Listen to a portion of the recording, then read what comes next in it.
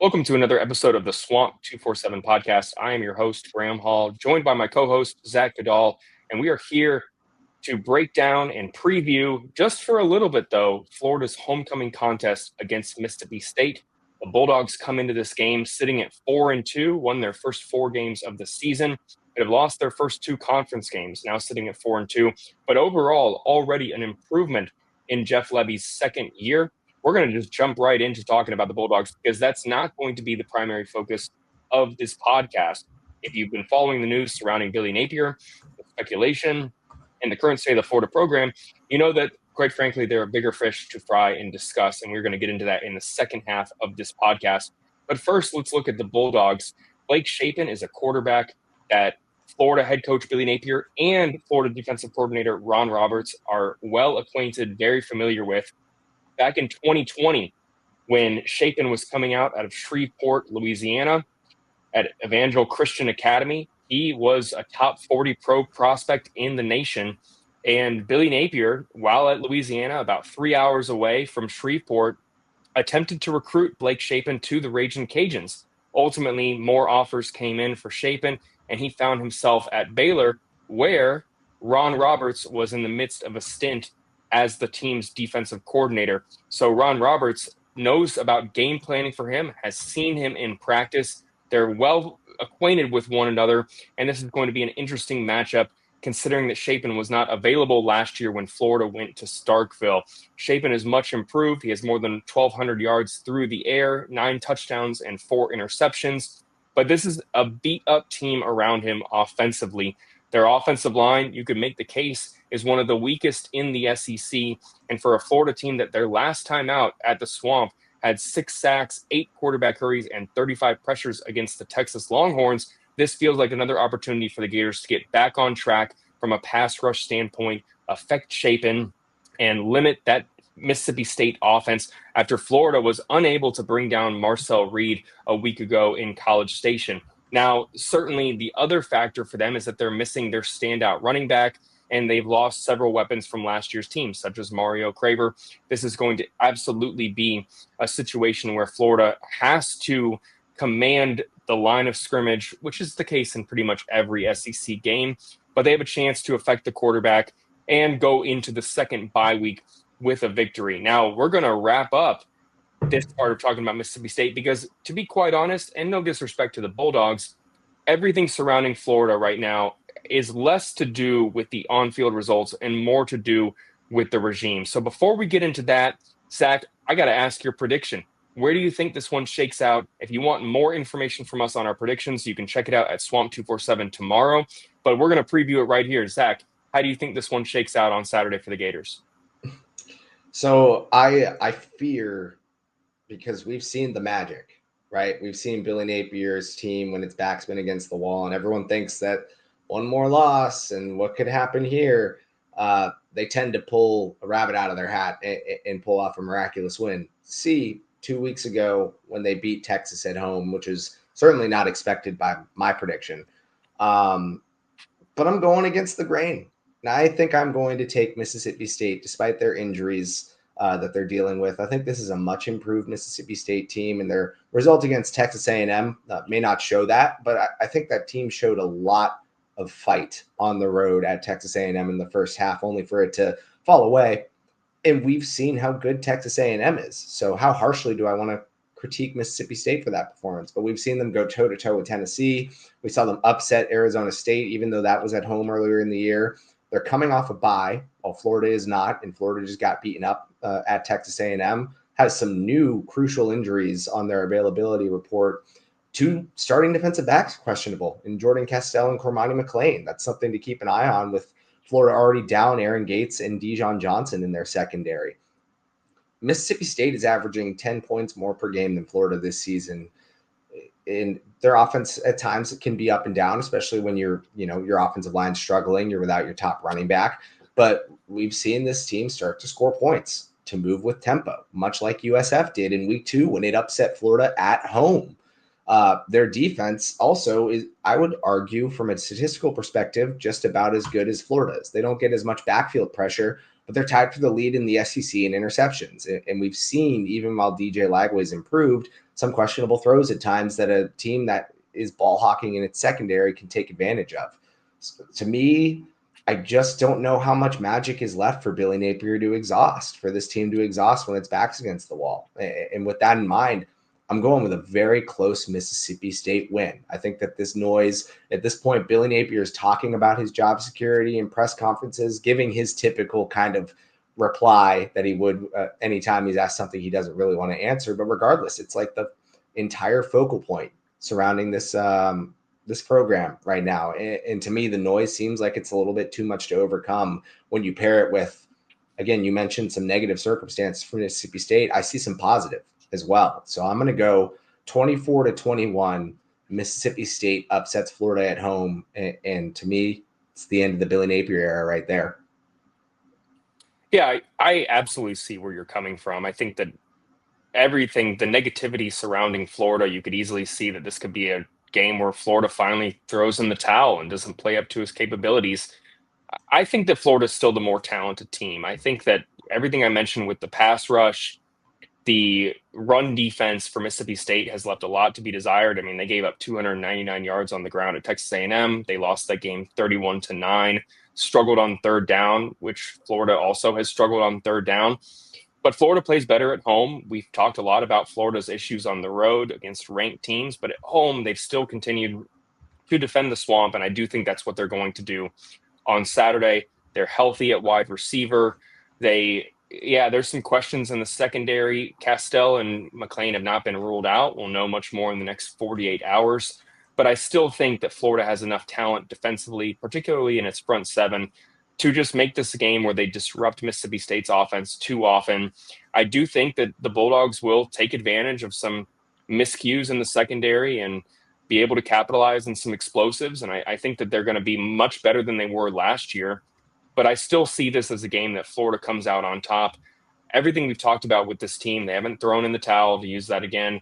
They haven't fractured or splintered. These guys are, there's a lot of redshirt seniors on this roster. They still want to go out on a high note and end their season the right way.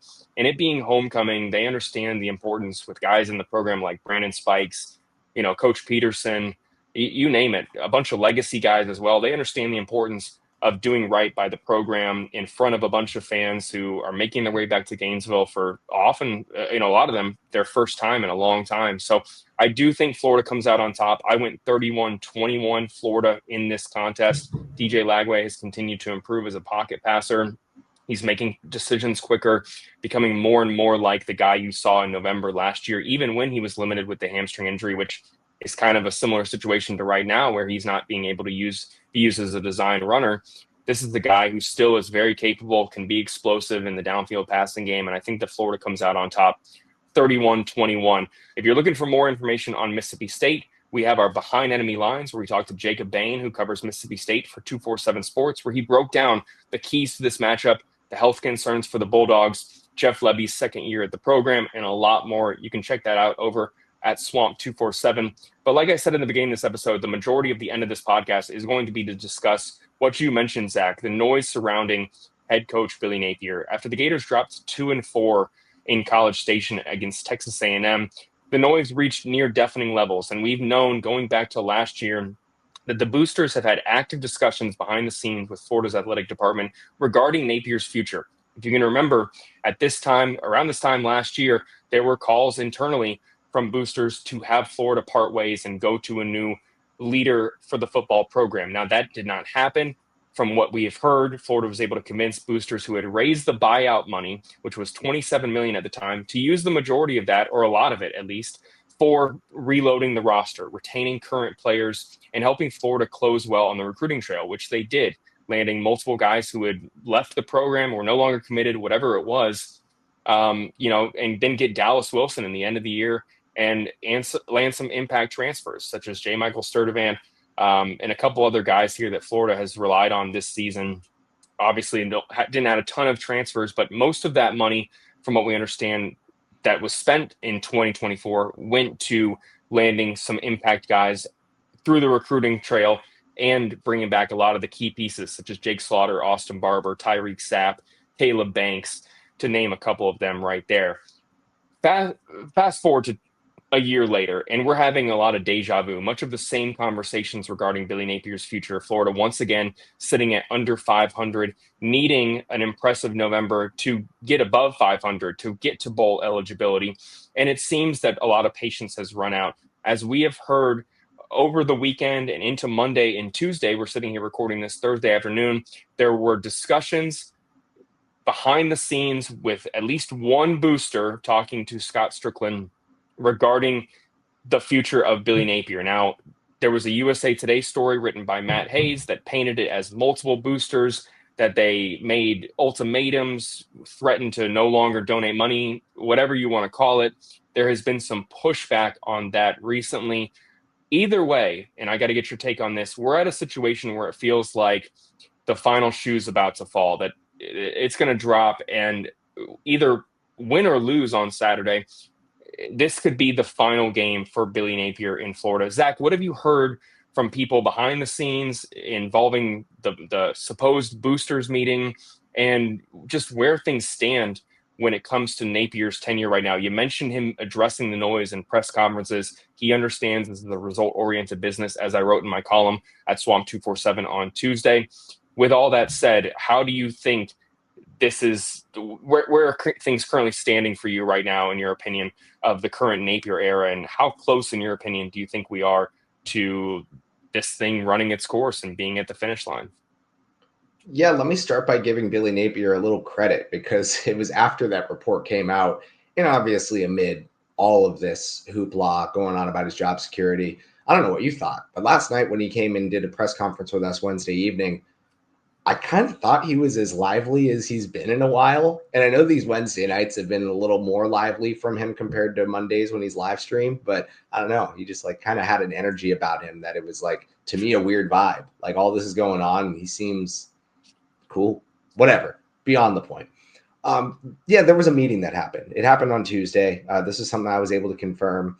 And I was, Matt Hayes did his reporting, heard from multiple people that there were multiple boosters. I never got a number, so I know that it was at least one very prominent booster. That doesn't rule out the possibility that other boosters, I mean, there was one who I know has certainly been vocal about his opinion with Florida football, the ups and the downs, who has come out and said, yeah, well, I mean, there are speakerphones, people contact, we can talk even if we're not in person. But I think that raises a bigger point as to whether or not it happened in that meeting. I'm not sure, but there are multiple boosters in Scott Strickland's ear. This is, again, to your point, going back to last year, like there are multiple people who are influential on any decisions made with the program, not decision makers, but decision influencers who have Scott on line one, who can talk to him, who can communicate with him about the way they see things going. And I agree. There was no ultimatum expressed to me from the people I talked to, but there is absolutely displeasure. The need to make a move was expressed.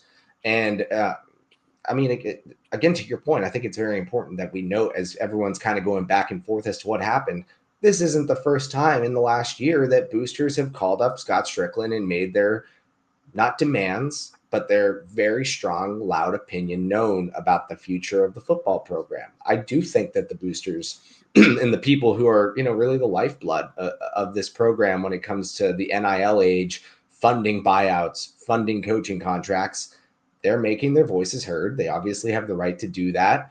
And it all kind of leads to the fact that Strickland was willing to have the meeting, right? I think that says a lot. Like he understands where this is at this point.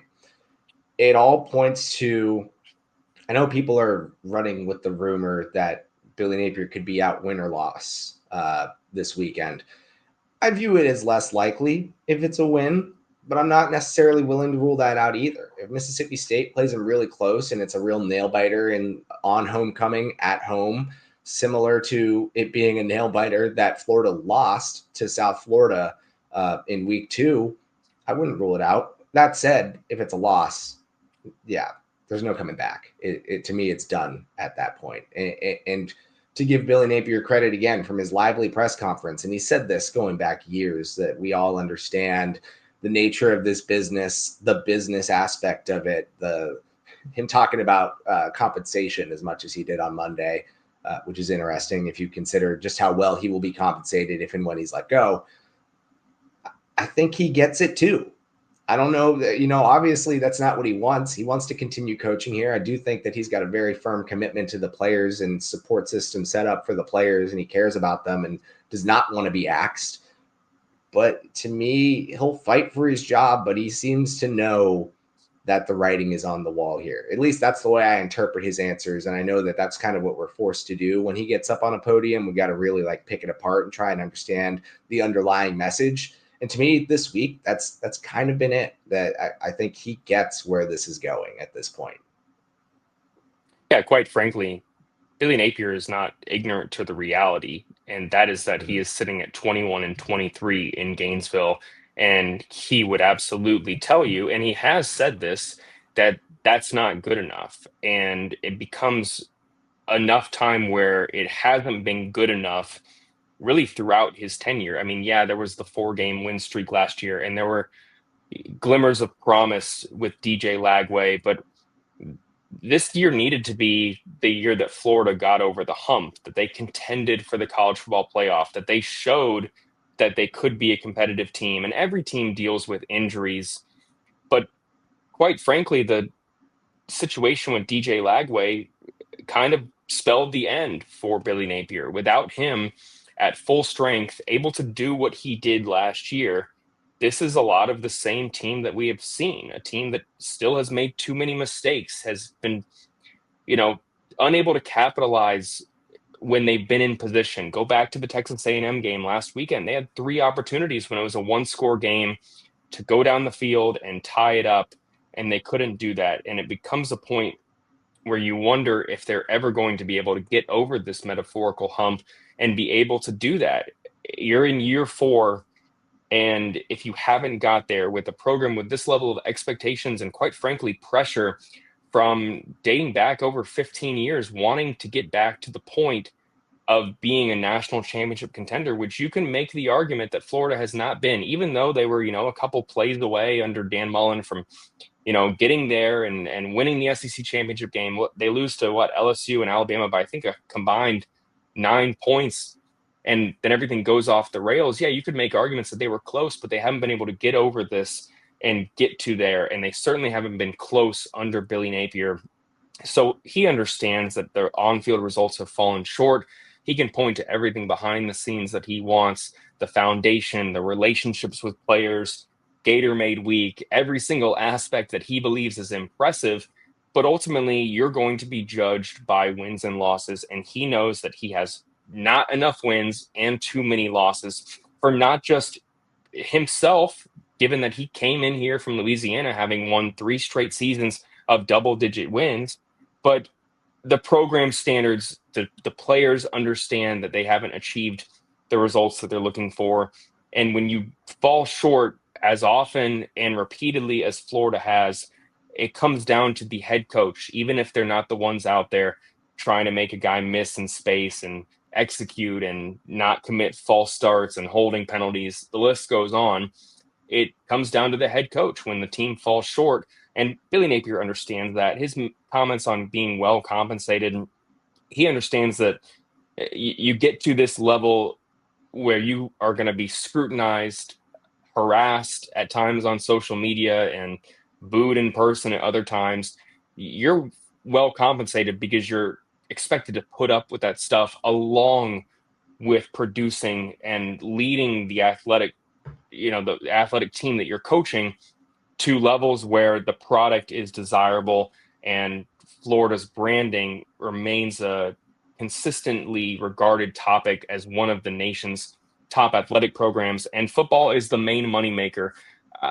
They just haven't achieved that. And he knows it. I wrote in my column the other day that he's far more intelligent than people think.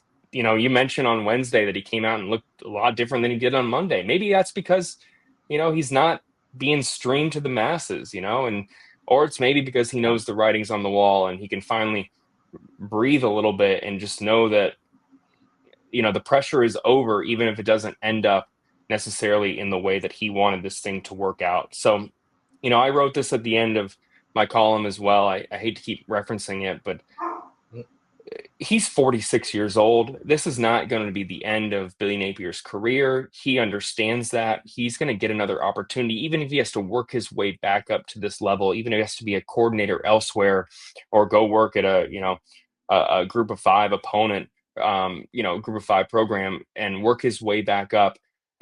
He understands this isn't the end of his story. It's not like life or death here. It just didn't work out at Florida. And whether the end is on Sunday, regardless of the outcome, or whether he lasts through the bye week and gets to Georgia, where Florida will have to once again face a top-tier opponent and be tasked with getting an upset, which could then be the next loss for him, which, like you said, it's difficult to see him surviving after one more loss, even if they win on Saturday. Whether it's Sunday, 3 days from now, or whether it's 2.5 weeks from now, it's hard to come back from here. When you lose the fans and you have the results that Florida has had, it's hard to claw your way back. And I think he understands that. And we are certainly preparing for the possibility that the Billy Napier era is coming to an end. We're going to have a hot board if it happens. We'll have reactions from recruits. Tyler Harden does a great job gathering consistent recruiting info and having his finger on the pulse of how recruits are feeling regarding the program. So a ton of content if that does happen. But in the interim, we'll continue to cover this team as we do every single day, continuing Saturday at 4:15 p.m. against Mississippi State. Look for our coverage as well, live updates, post-game reactions, you name it. We'll have it over at Swamp247. But we're going to wrap up this episode of the Swamp247 podcast. I think we've said all we need to say right now. We touched on Billy Napier on Tuesday as well. So if you're looking for more thoughts on him, go back to Tuesday's episode and listen to the end of the podcast where we talked about his immediate future. We're not going to harp on it and beat a dead horse too often. We understand that this is a situation that we're going to have to see play out, and then we can react. But for Zach Goodall, I'm Graham Hall, and we'll see you next time on the Swamp247 podcast.